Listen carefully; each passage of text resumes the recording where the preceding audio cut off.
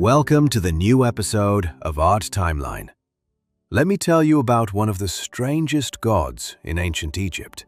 A god who murdered his own brother, fought his nephew for the throne, brought storms, violence, and trouble wherever he went, and eventually became one of the most hated figures in Egyptian religion.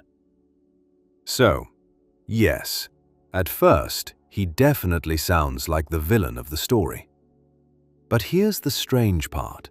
This exact same god also stood at the front of the sun god's boat every night, holding a weapon and protecting the entire universe from a giant serpent of chaos. So, what was going on here? Was he evil? Was he a hero? Or was he somehow both? This is the story of Set, also known as Seth or Sutek, probably one of the most misunderstood gods in all of ancient Egypt.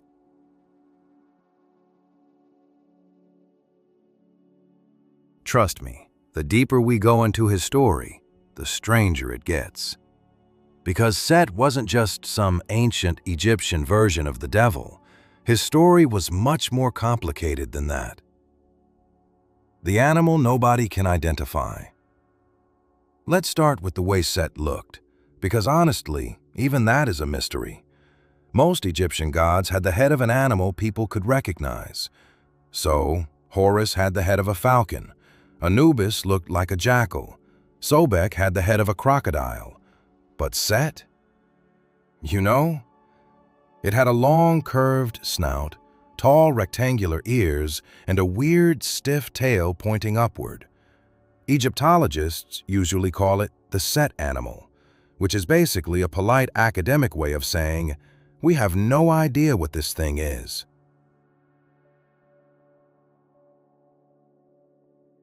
Over the years, people have suggested all kinds of animals: a donkey, a wild dog, a jackal, an aardvark, maybe some animal that later went extinct.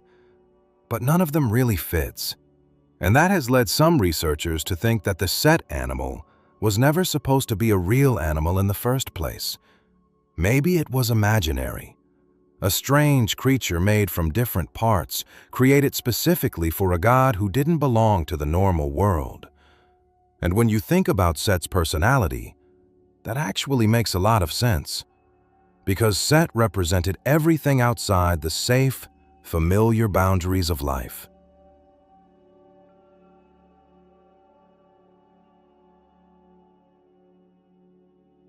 Imagine. Ancient Egyptian civilization grew around the Nile. Every year the river flooded the land and left behind rich, dark soil. That soil produced crops. The crops fed the people. So the Nile Valley meant life, order, and stability. But move away from the river, and everything changed. Outside the Green Valley was the desert.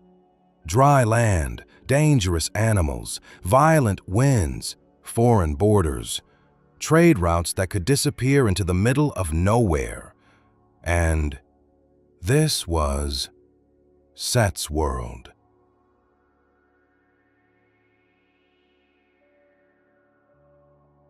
Set was connected with deserts, storms, thunder, foreign lands, and raw physical strength. He belonged to the places where normal rules stopped working. But here's something important. That didn't automatically make him evil. The desert was dangerous, yes, but it was also valuable.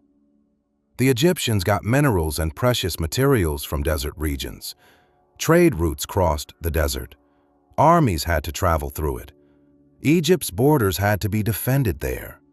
So Set represented something the Egyptians both feared and needed. He was like fire. Fire can burn your house down, but it can also keep you alive. Set's power was wild, violent, and difficult to control. But sometimes, that kind of power was exactly what the gods needed.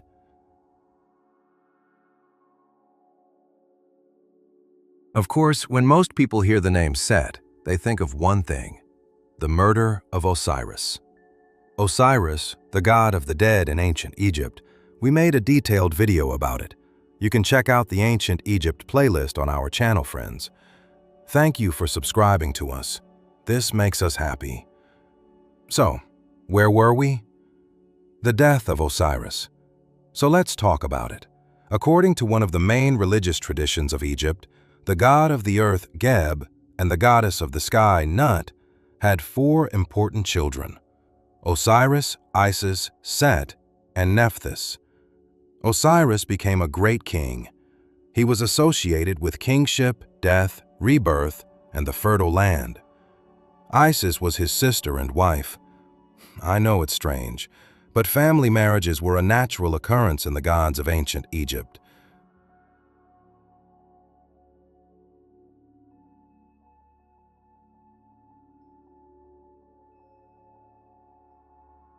Set was his brother, and Nephthys was usually described as Set's partner.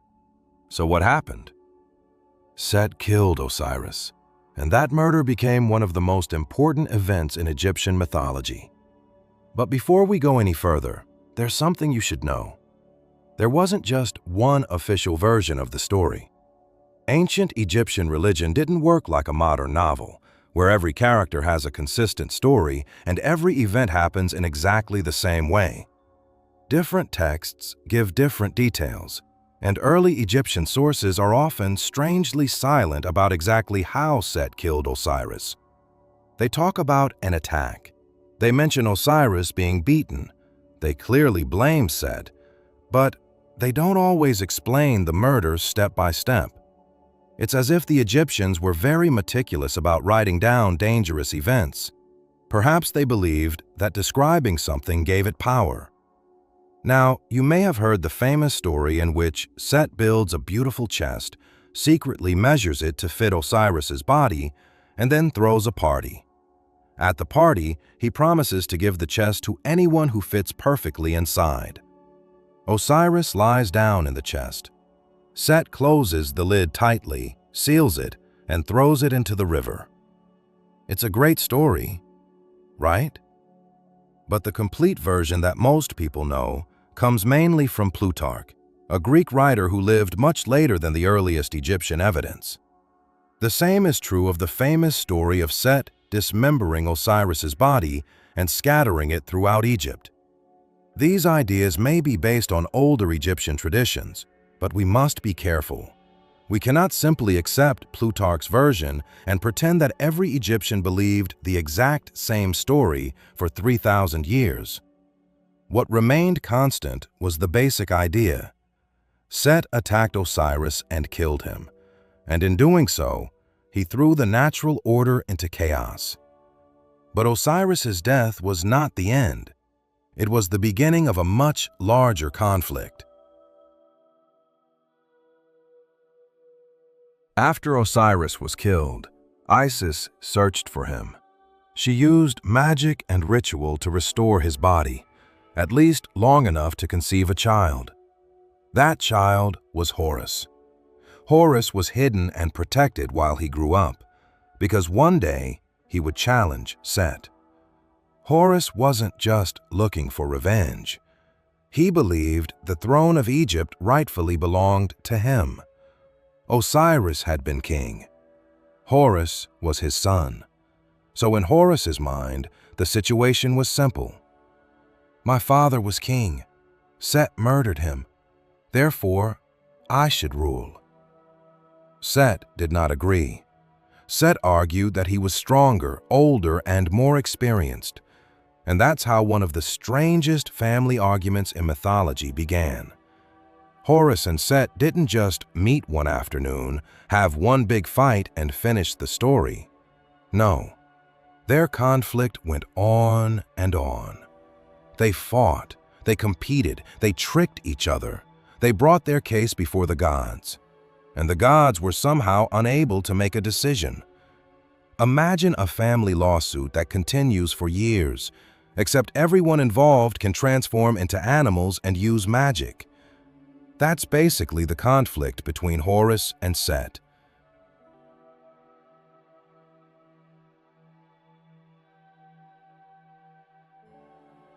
One of the longest surviving versions of this story comes from a New Kingdom text called The Dispute of Horus and Set. The gods gather together like a court. Horus says, "I am the son of Osiris.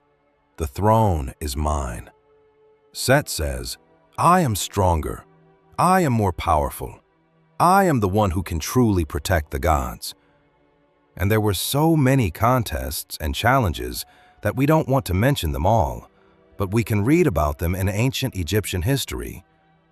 But now we have to talk about one of the strangest parts of Egyptian mythology. And yes, this actually appears in an ancient Egyptian text. Set tries to prove his dominance over Horus through a sexual act. This wasn't supposed to be romantic. In the world of the story, Set was trying to humiliate Horus.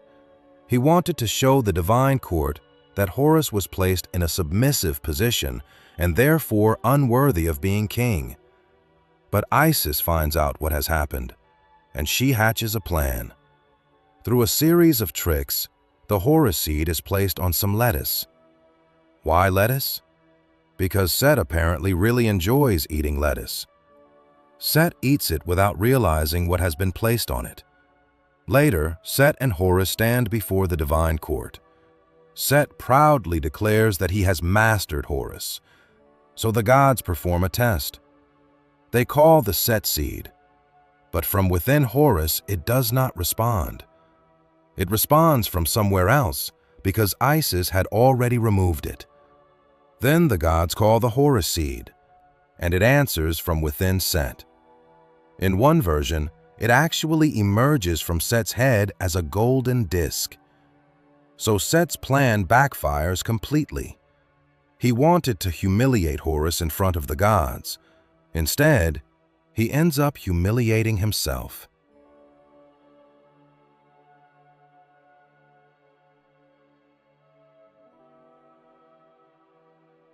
The most common interpretation is that it's about power, humiliation, and proving who is worthy of ruling. The ancient text itself doesn't stop to explain its symbolism, so while this is a leading academic view, we can't say with complete certainty that this is exactly what every ancient Egyptian believed. In the ancient text, the word usually translated as offspring is understood by Egyptologists to mean a seed.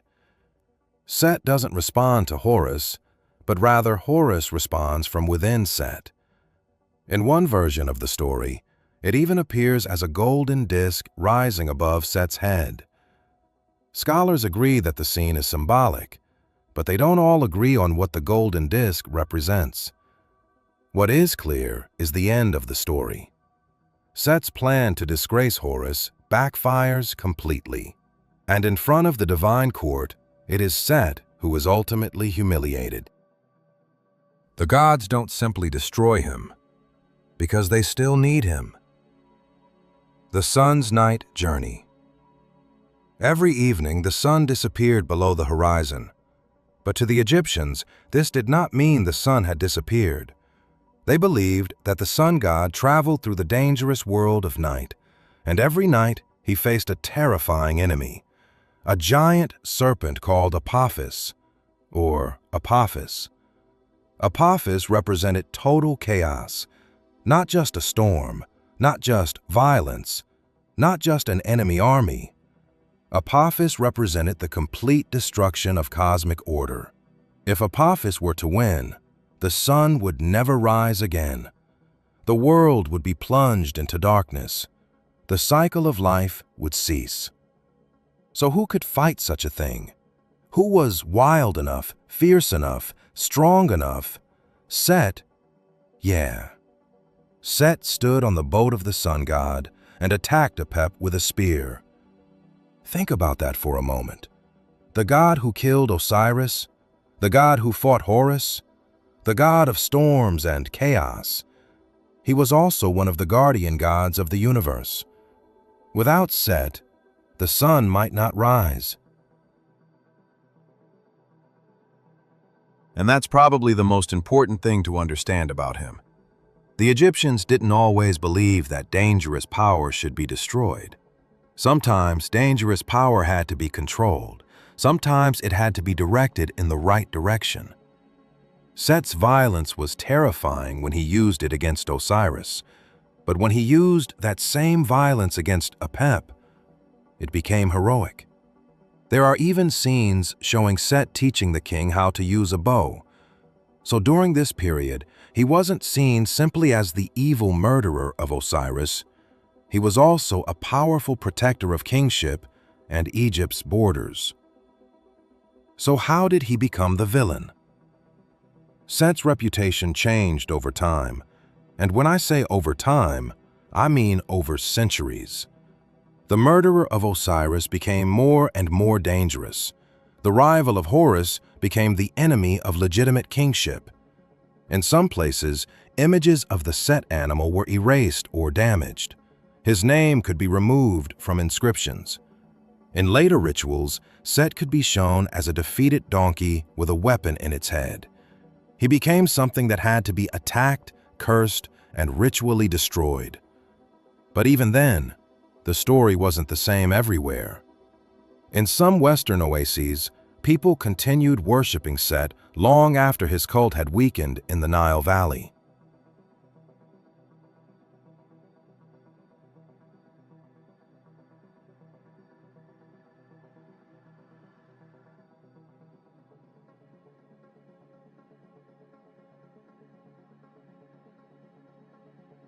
So there was never one morning when all of Egypt woke up and said, "From now on, Set is evil." It didn't happen like that. His reputation changed slowly. Different regions saw him differently. Different historical periods focused on different sides of his personality. For some people, he was a dangerous enemy. For others, he was still a powerful protector. So, was Set the devil of ancient Egypt? Now we come to the big question. Was Set the ancient Egyptian devil? No, not really. Even his face is a mystery. His stories never give him one simple role. In one myth, he's the murderer. In another, he's the protector. In one period, kings name themselves after him.